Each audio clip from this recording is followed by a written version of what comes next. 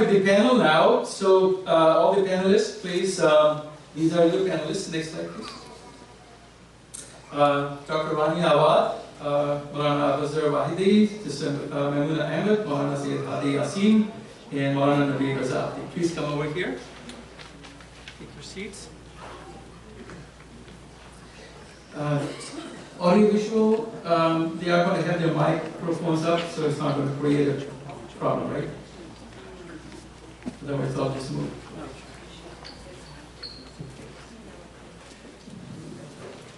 Yes.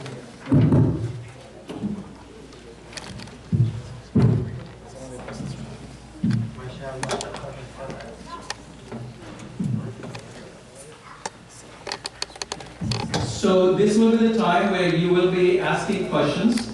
On the index cards, if I could have the volunteers ready with the index cards and write down your question and have the volunteers pass them out to me.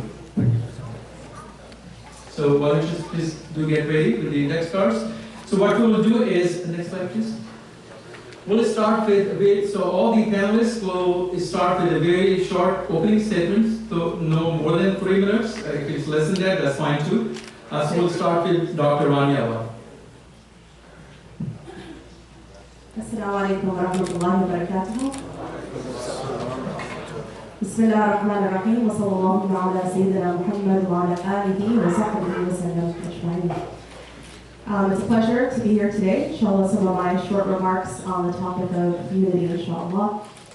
I wanted to just share that I spent my formative years in Michigan when I was in high school and college, very close to the city Dearborn, which many here may know is a city in which there is no actual majority or minority between Sunni and Shia.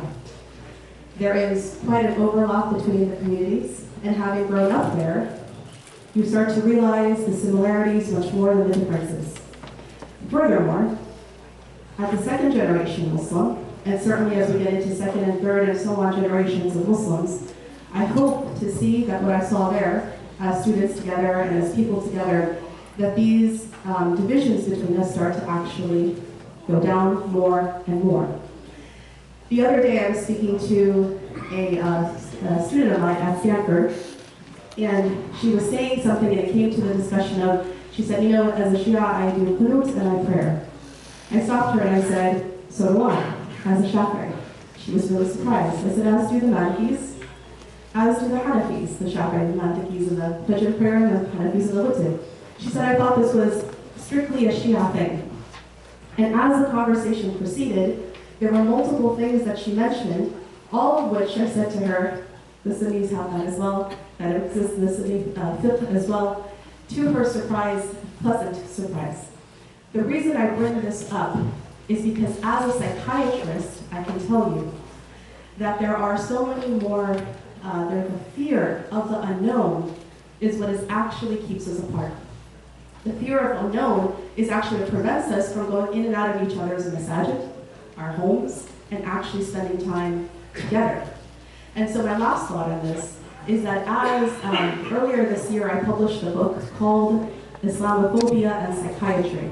Dr. Hatem Bazian is also actually one of the authors of the introductory chapters of the book. And I teach at Stanford a course called The Psychology of Xenophobia. In it I highlight the topic of Islamophobia.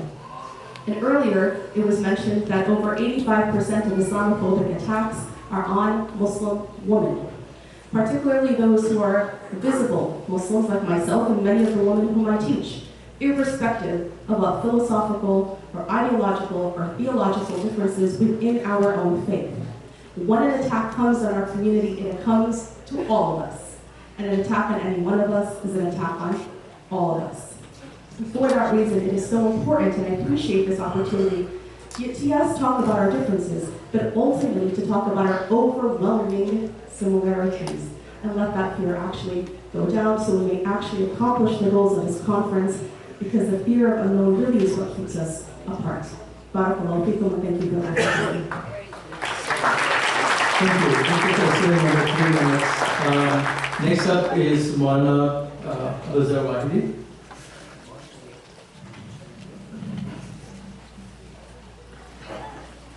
Assalamu alaikum wa rahmatullah. أعوذ بالله من الشيطان الرجيم بسم الله الرحمن الرحيم الحمد لله رب العالمين والصلاة والسلام على سيدنا ونبينا أبي القاسم المصطفى محمد صلوات الله وسلامه عليه وعلى أهل بيته الطيبين الطاهرين وأصحابه المنتجبين. It is my honor, alhamdulillah, to be in this beautiful gathering, and I see all my brothers and sisters from different masajid, my Sunni brothers and sisters, and also my Shia brothers and sisters, and respected scholars, ladies and gentlemen. There is a very beautiful ayah that our scholars and our dear brother Dr. Ejaz keep reciting, that beautiful ayah, which is ayah 103 in Surah Al Imran, وَاعْتَصِمُوا بِحَبْلِ اللَّهِ جَمِيعًا وَلَا تَفَرَّقُوا. So, I was looking for the word of وَاعْتَصِمُوا, and the root of the word of وَاعْتَصِمُوا, it comes from إِصْمَا and إِصْمَة. إِصْمَة means al-marad wal-malja, means a safe place. And if you think about the word of mu'min, so alhamdulillah we call ourselves mu'min, right? Because we believe we bear witness that there is no God but Allah subhanahu wa ta'ala, and the Holy Prophet is the messenger of Allah. So we are mu'min, right? So when it comes to the word of mu'min, we find that actually mu'min is one of the names of Allah as well, right? هو الله الذي لا إله إلا هو الملك القدوس السلام المؤمن. And also in Quran, Allah subhanahu wa ta'ala addresses us, the Muslims, right, with the word of Muslim, right? And the word of Muslim comes from another names of Allah subhanahu wa ta'ala, which is Salam. Salam means health and also safety and security, right? So, but this is beautiful when you find the other ayahs that Allah is addressing the Jewish or Christians. Basically, Allah subhanahu wa ta'ala addressing the Jewish and relating them to a person that called Judah, right, or Yehuda. Or Nasara is the name of the city, Nasara, Nasiriya, that the city that the Prophet Isa was born, right? So, but when Allah subhanahu wa ta'ala is addressing us, He is relating us to Himself, right? Mu'min and Muslim, Mu'min and As-Salam. Now, وَاعْتَصِمُوا بِحَبْلِ اللَّهِ, that means if you want to have unity, you have to be mu'min, you have to be a good Muslim, right?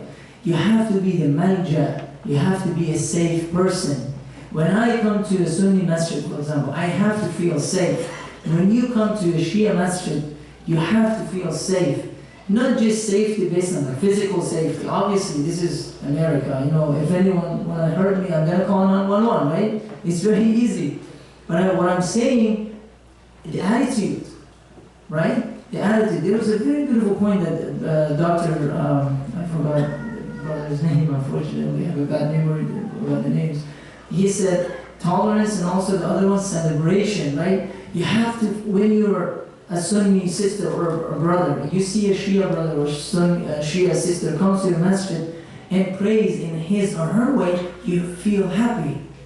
He or she must feel welcome. The way that we should treat the converts, right? When the converts come to the masajid, to the Islamic centers, one of the issues that they basically raise, and many of them unfortunately leave the Islamic centers is because of this. They don't get the attitude. Right in the lunchtime, there are different circles, right? Farsi circle, Arab circle, Urdu circle, right? And those converts are all alone. But when you, a Shia, and you see a Sunni brother, it's a lunchtime, go and sit with him. Go and sit with your Sunni sister. And also it applies to other sects too, Shia and Sunni and all that. وَاعْتَصِمُوا بِحَبْلِ اللَّهِ. Brothers and sisters, the only way that we can get together and be firm in unity and continue this basically path is to hold fast with the Hablullah. Now, what is the rope of Allah? Just one point, I was looking at one of the tafsir al-Mizan, Allama Sayyid Muhammad rahmatullahi, he says here, Hablullah is Hablullah al-Mateen, is Quran. So we get together, we learn more about Quran. As long as we are with Quran and learn Quran, not just reading and understanding. Inshallah, we will be together for the, inshallah, we will be together with beautiful relationship with Iman and Taslim, inshallah. Sallallahu ala Muhammad wa ala Muhammad. Thank you, sir. Just a quick reminder, please get to the questions after me, and you can start to give the questions to me so I can start to, collect them together, because if there are similar questions, then I'll put them together. So please put them on the index card. Okay, so volunteers, so just raise your hand if you need the card. So the volunteers are on the side, raise your hand, both on the sister side and the men's side, raise your hand, we'll get the index cards to you. So next up is Sister Maimuna Ahmed for her short statement.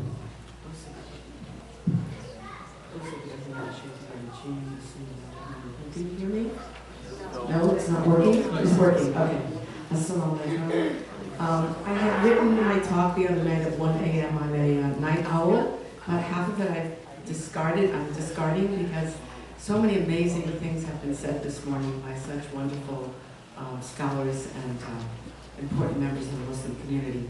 And I must tell you, I feel very humbled to be here with 3 imams and Sister Rania, who's an MD and a PhD and a scholar of her own right. I'm also the only person who is speaking today, as far as I know, who was not born into a Muslim family. I was born into a Jewish family in New York quite some time ago. And I just want to say a couple of things. When I tell a non-Muslim that I'm Muslim, I'm talking with someone, isn't it amazing? One of the first questions they ask is, are you Shia or are you Sunni? And it's like, why is that important? What difference does it make? Do you even know what it is? They're getting this from the so-called TV, so-called news. Because they're not asking about Islam. They're not asking how I believe in God. Do Muslims believe in heaven and hell? They're not asking the important questions. They're asking the divisive questions.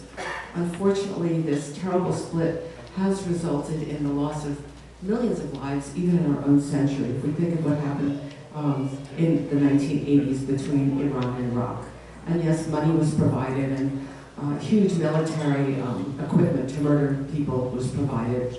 And one of the well-known politicians in Washington said, well, the best thing is that they kill each other. This is the attitude. This is the attitude we're facing with. And if we have an enemy like this on the outside, we have to start saying why we're not brothers and sisters on the inside and make peace with this. Because not having grown up with any history of they did this to my family or they did this to the Prophet's son's family or just whatever, all of these things are historical and we have to see that we're being split and divided and people's lives are being destroyed.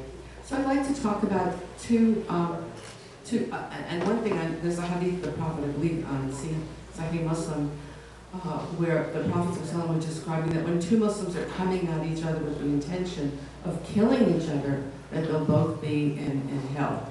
And the Sahaba couldn't understand, well, what about the man who got killed? And he said, but he also planned, his intention was also to kill.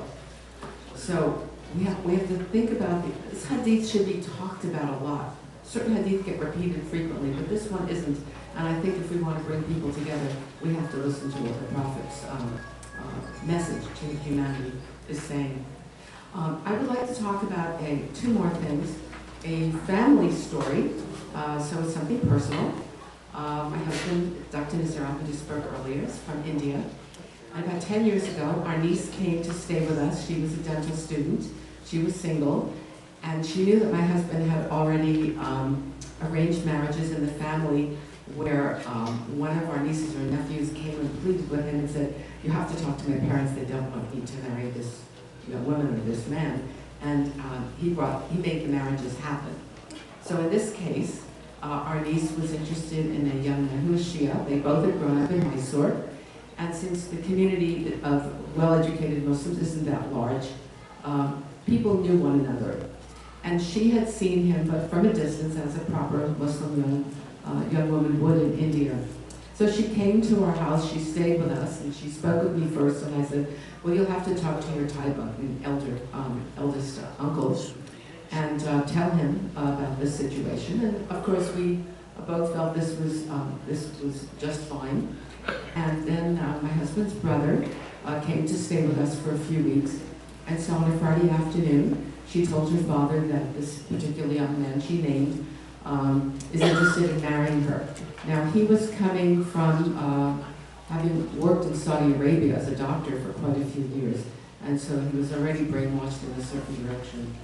And when she told him of this marriage, that this young man wanted to marry her, in fact, he came to America specifically to prove that his love for her, and he was not coming to live off of her, but he was going to make his own way to America.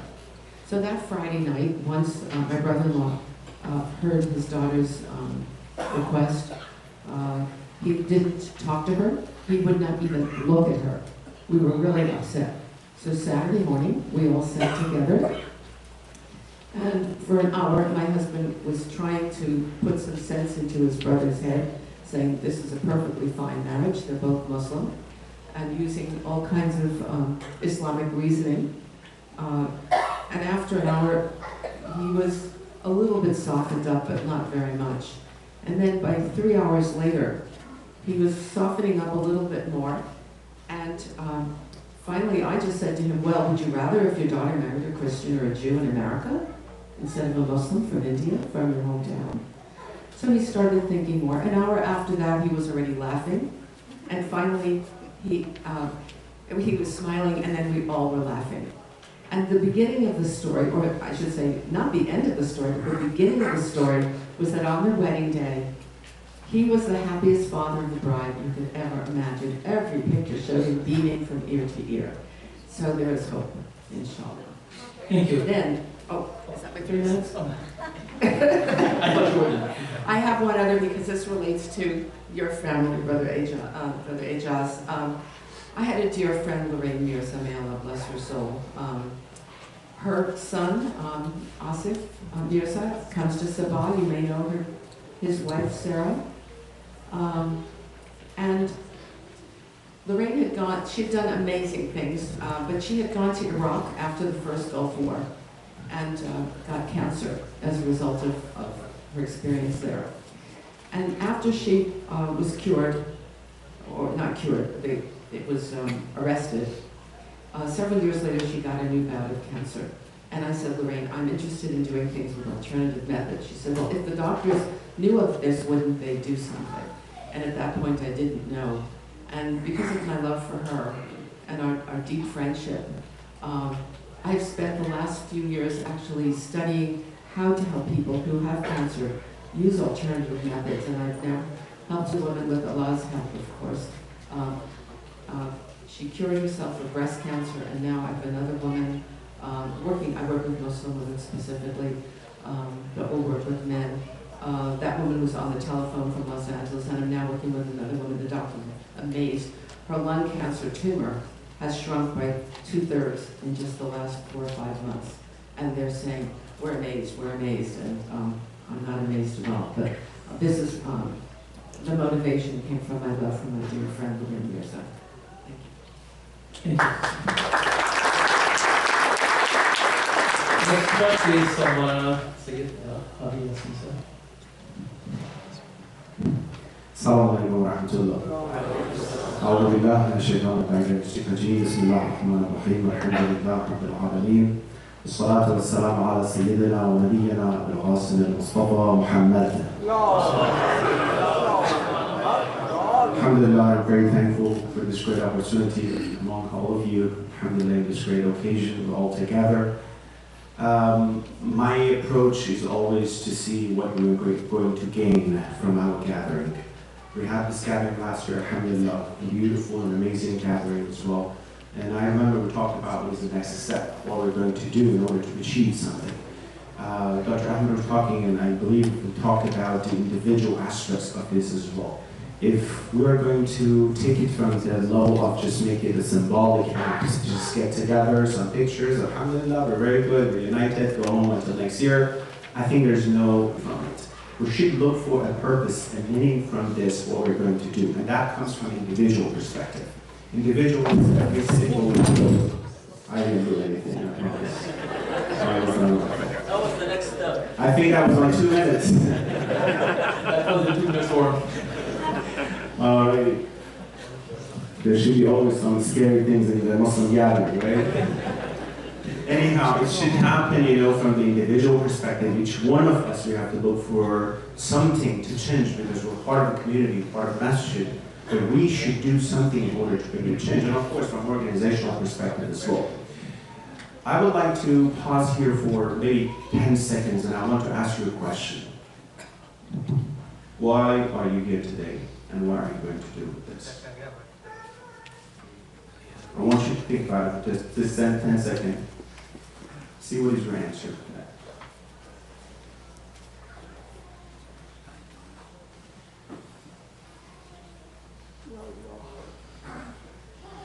So I think this is what we have to think about. Anything, any achievement in life we want to have, we have to think about what are we looking for. We're here for the sake of what. So I just want to take advantage of my time is that I would like to break it down to two important categories and reasons that we should have this type of gathering more and more. Number one, the major and the most important responsibility of every single Muslim is to save the origin of Islam, the asl of Islam, which is more important than the life of the Prophet and Imams. Rasulullah, he himself, he participated in many ghazawat and war, and he exposed himself to danger of being killed for the sake of what? Keeping the origin of Islam safe. Imams themselves, it doesn't matter, they put themselves in danger for the sake of the origin of Islam. Anything in the, from the perspective of individual or organization or imams or speech that will put the origin of Islam in danger, which is absolutely haram and against the teachings of Anbiya and Awliya. The hikmah in Nahj al-Balagha, which I'm sure we all heard about this, the books of the words and hikamat of Amir al-Mu'minin alayhi Hikmah 317. Very interesting.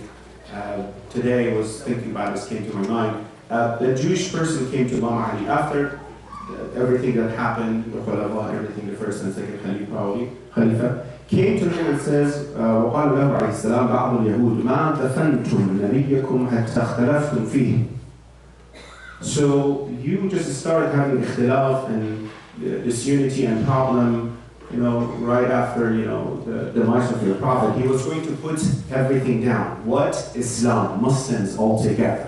What should be the response of Imam Ali from the Shia perspective? I'm saying, oh yeah, they took my right, or they did this, blah, blah, blah, something, talk about himself. Look what he says. He started defending the origin of Islam in front of the threat that comes towards Muslims in general. He started making it as one thing. So he said, إِنَّمَا اخْتَلَفْنَا عَنْهُ لَا فِيهِ. There's no ikhtilaf, there's no problem and issue and division in Rasulullah about Rasulullah. There's something that happened after Rasulullah. It's not about we're all united, we're the same. And then Imam says, وَلَكِنَّكُمْ مَا جَفَّتْ أَرْجُلُكُمْ مِنَ الْبَحْرِ حَتَّى قُلْتُمْ لِنَبِيِّكُمْ اجْعَلْ لَنَا إِلَهًا كَمَا لَهُمْ آلِهَةٌ فَقَالَ لَكُمْ إِنَّكُمْ قَوْمٌ تَجْهَلُونَ. But you guys, Bani Israel, as soon as you passed the river or sea or whatever it was, your feet were still wet. You asked your prophet, give us, an idol, or you were against the whole message of your prophet. What Imam Ali he did here, defending the origin of Islam.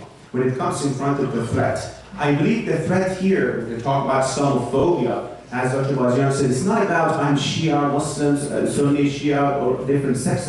It's about the origin of Islam. They have problem with Muslims, not Shia or Sunni necessarily. That's why they might put these two to fight with each other for the sake of what?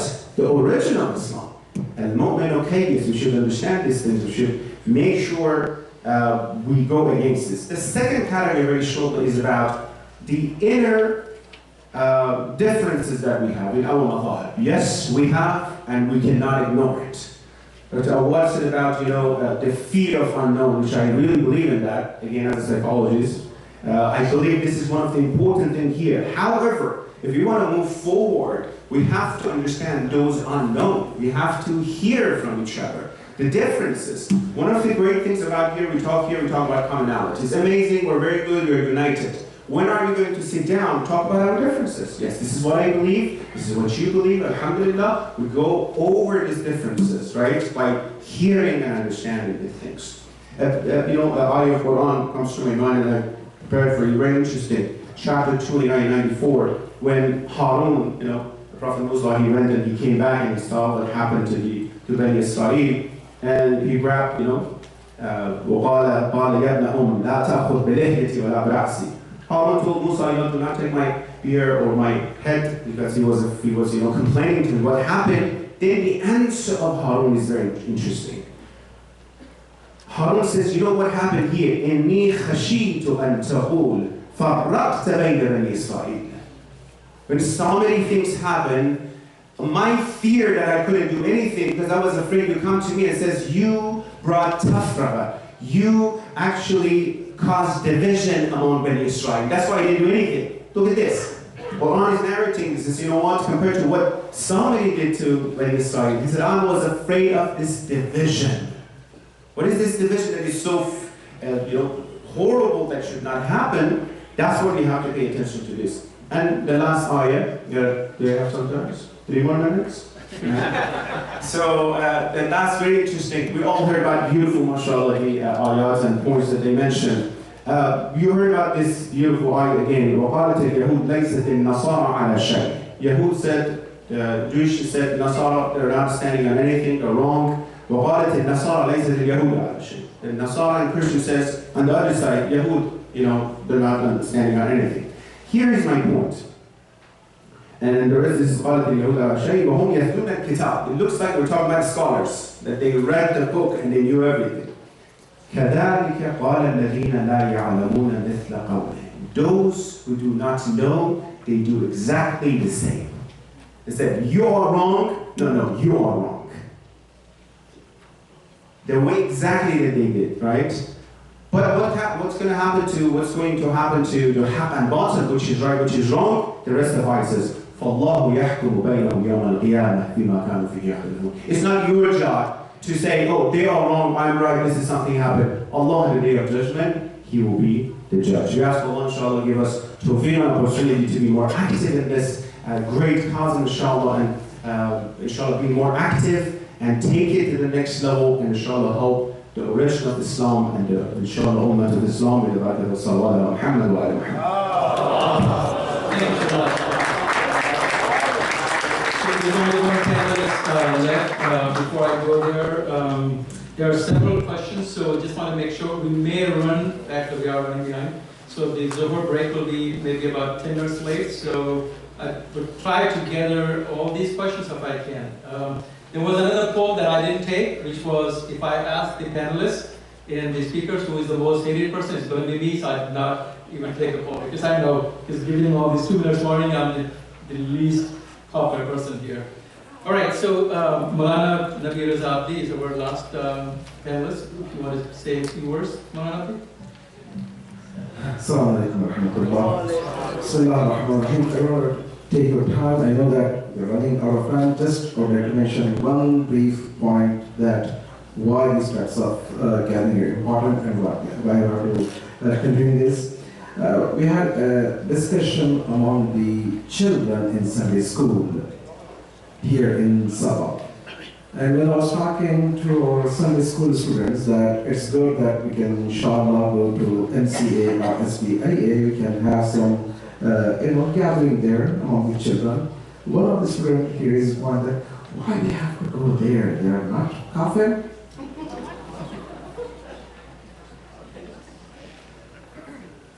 Brothers and sisters, I think sometimes we laugh, sometimes we ignore, but the real fact is hidden in our mentality and also hidden teaching, not the obvious teaching. Then what I did is I went and researched among all the scholars in Shia school of thought. I gather a good collection of the fatwa and also stand of all the scholars. And I kind of compiled this one. This is good, inshallah, please take this one. And amazing one of the point is Ayatollah Sistani, when he was asked that what you stand about the Sunni people, Rasul said that La taqulu ikhwanuna. Don't call them they are our brothers. Qulu anfusana. Call them they are ourselves. We cannot afford anymore. Brother has a little bit of distance. Don't call even their brother, because right now we are in edge of problems. The origin of Islam is at stake. Tell that they are ourselves. So this is the booklet I have, and I'm sure that inshallah you can enjoy this one. Wassalamu alaikum. Thank you so much.